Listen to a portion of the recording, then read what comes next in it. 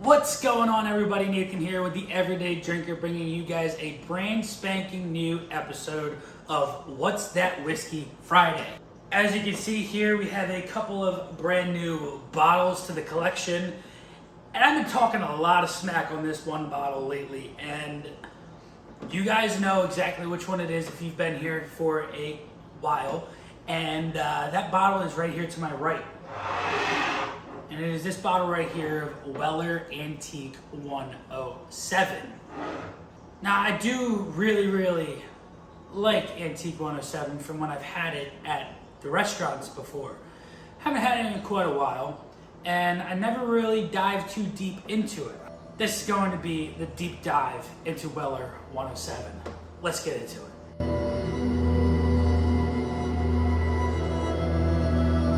So, Weller 107. A true whiskey pioneer, W.L. Weller is credited by many for being the first to produce Kentucky straight bourbon whiskey using wheat instead of rye in his mash bill.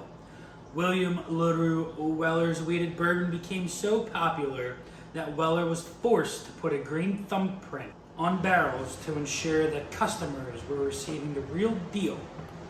This 107 proof bourbon whiskey tastes sweet yet bold with unusual floral notes and hints of vanilla in reverence to the legacy of William LaRue Weller. The original wheated bourbon, Weller Antique 107. So this is a 107 proof wheated bourbon.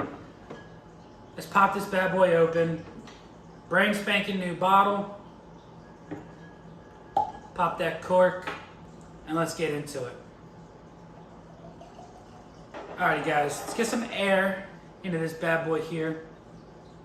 Let's go right into the nose, see what we can find. Right off of the bat, wow. I'm getting, wow, what is that? I'm getting honeysuckle right off of the bat, like those purple flowers that bloom on the ground. Honeysuckle is so prevalent. Getting a little bit of vanilla. It's just sweet notes right up front. I'm getting that floral, like I feel like I'm at a garden center with those flowers. It's so sweet. Little citrus, nothing like, I'm getting like an orange flower almost. This nostril there, I'm getting confectioner sugar. Confectioner sugar is strong there. Like I'm gonna make a birthday cake or something with this. Smells fantastic. A little bit of caramel. Not getting really much oak in this. Smells fantastic though. I give this bottle so much hate, and it's only because it is so difficult to find. This should be under $60 to purchase, but I didn't spend secondary on it, but I definitely didn't spend retail on it. I found it at one of my stores for $99, snagged it up on the spot because you just can't find it. On sale right now, these are going for $170 to $250. That's unbelievable. Absolutely hate it. That's why I always say we go with the Wilderness Trail Wheated Mash Bill, because it's fantastic bourbon.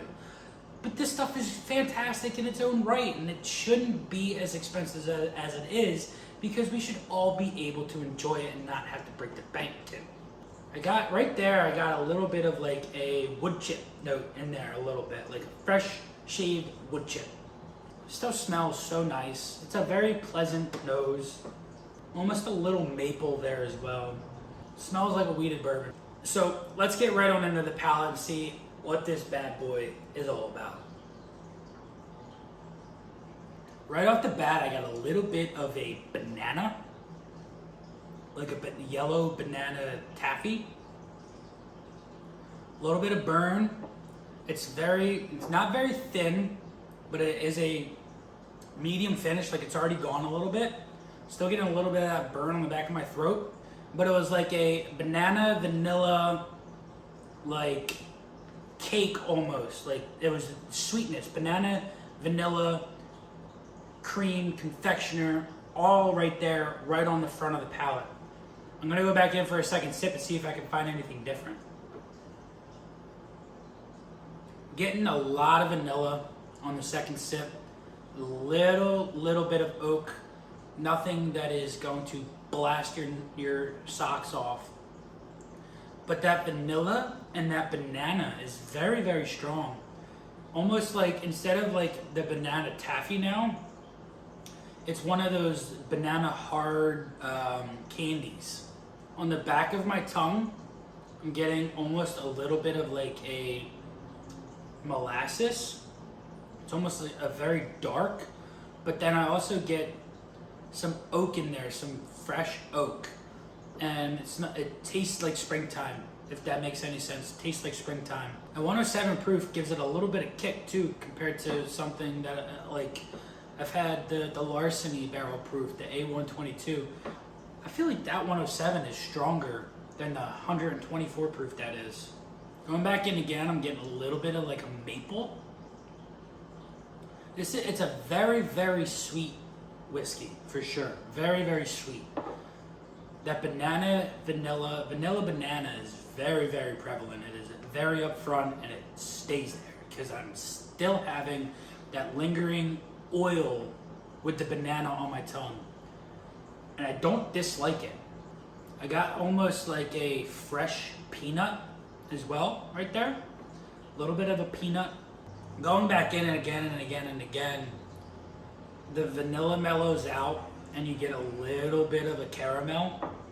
I don't know if it needed to open up a little bit from sitting in the glass and get a little movement going in.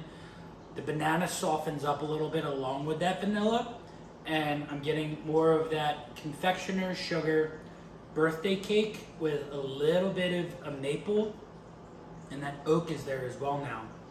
Very, very nice after this sat out for a little bit. It was very nice right off of the first pour. I really did like that banana. It's very, very nice. Ooh, that was a little bit of a leather there too. Like a fresh leather. Freshly tanned leather. That's very, very nice. Wow, that smells so nice. It smells and tastes fantastic. Can't go wrong if you can find this whiskey retail. I wouldn't recommend spending over $100 on it though. Unless it's one of the last ones that you can't get for your collection and have the entire Weller lineup. If you want to get this bottle over 100, go for it, but I don't recommend it. But I do recommend under $100 if you can find it. This is fantastic, fantastic stuff, and you can't go wrong with it.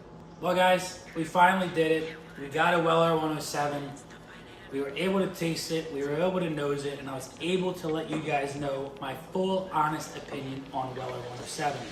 And that is, don't buy it for over $100. If you can find it for under $100, by all means, snag it and get it on your shelf, because it is fantastic, fantastic juice, and you can't go wrong with it. Till next time, guys, this has been Nathan with The Everyday Drinker. Cheers.